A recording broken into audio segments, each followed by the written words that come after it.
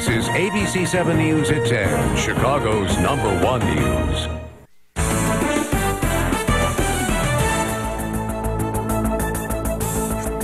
Tonight's special segment faces the foreclosure. In Chicago and throughout the country, people are losing their homes and in record numbers.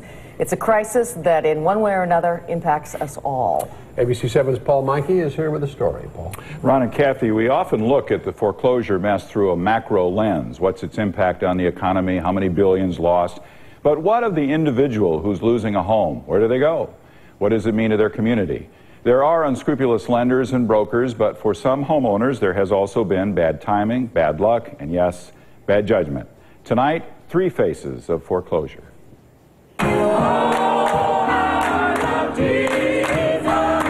During Sunday service at the Neighborhood United Methodist Church in Maywood, Pastor Jacques Conway asked his congregation, "How many of you know someone going through foreclosure?" Slowly, people stand.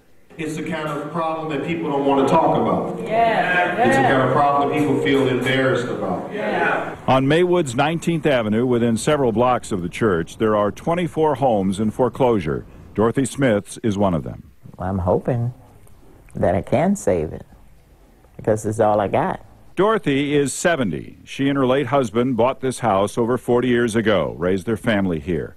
8 years ago, when Dorothy and her husband were both working, they took out a second loan for home improvements. But he passed away, and she retired with an adjustable rate mortgage that jumped beyond her ability to pay. A lot of this is my fault, and a lot of it is that I couldn't meet, my responsibility.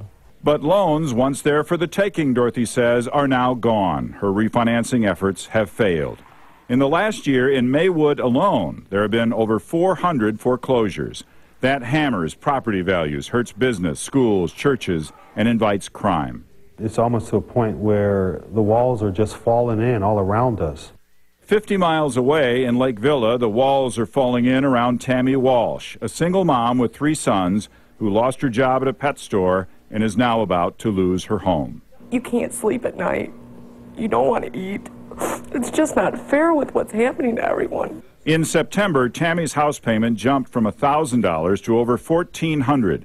Tammy didn't know hers was an adjustable rate mortgage. She acknowledges she should have, but says her broker told her it was a fixed rate and she believed him. Looking at the 2,000 people that called us for foreclosure prevention assistance in 2007, probably half of them didn't realize they were getting themselves into an adjustable rate mortgage.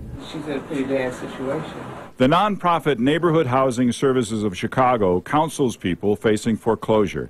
And what they find most problematic is that homeowners quite often don't reach out for help until after they've missed 4, 5, 6 payments. And by then, it may be too late. As bad as 2007 was, we ain't seen nothing yet. In 2006, in Chicago alone, there were nearly 2,700 complete foreclosures. Look at the increase in 2007. By 2008, Van Zalingen estimates 9,000 to 10,000. Where are you going to go? I don't know. I have no idea. I can't rent a place because my credit is bad because of my mortgage payments. So I don't know what I'm going to do. Cindy Beresford is another single mom who's lost her job and most probably soon her house. She lives, by coincidence, right across the street from Tammy Walsh, and it was only fairly recently that each learned of the other's predicament. They and Dorothy Smith are 3 faces of foreclosure. They acknowledge making mistakes, but also feel their good faith efforts to save their homes have been judged not good enough. You feel so hopeless. You just keep looking up and saying, God, come on, please. Just give me something here. Late last week, Tammy Walsh did get some encouraging news. The scheduled auction of her home, which was set for this Thursday, has been put off. Her lender is trying to rework her mortgage. Cindy Beresford's home is set to be auctioned off, no date set. And unless she is successful with an 11th hour legal motion, Dorothy Smith will likely have to leave her home of 43 years in the next 90 days. There are some happy endings to this foreclosure mess, but in many cases, people get in too fast, too deep, and they can't get out. All right. Thanks, Paul.